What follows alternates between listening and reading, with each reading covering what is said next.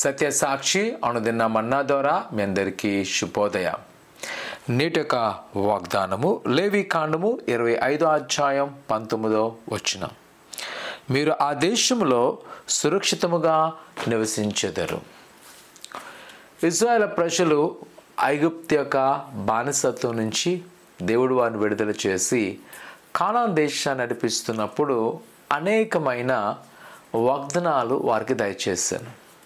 అందులో ఒక వాగ్దానము, నేను అనుగ్రహించే కానాన్ దేశంలో సురక్షితంగా నివసించెదరు. ఎప్పుడంటే ఆయన మాటకు లోబడినప్పుడు, ఆయన ఆజ్ఞలను ఎవరైతే వెంబడిస్తారో వారికైనా సహాయం చేసే దేవుడు. ఎప్పుడైతే ఆజ్ఞలు అతిక్రమిస్తారో వారి జీవితాల్లో దేవుని యొక్క ఉగ్రతను చూచేవారు. కానీ ఏ రాజు అయితే, ఏ న్యాయాధిపతి అయితే దేవుని మీద ఆనుకున్నారో వారి పక్షమునైనా కార్యం చేశాను.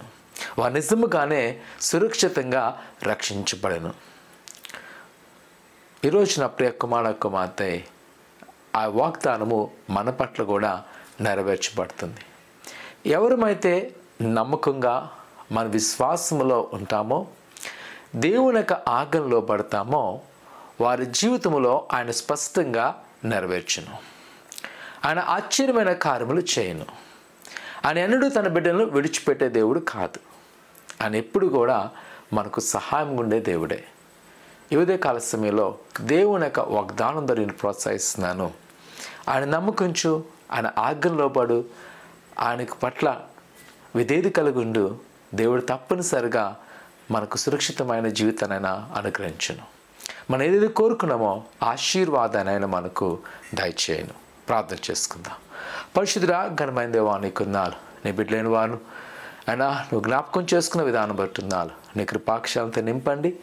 ఇదిగో ప్రభా, నువ్వు ఇచ్చిన వాగ్దానం ప్రకారం నువ్వు సురక్షితంగా రక్షిస్తున్నావు ప్రభా.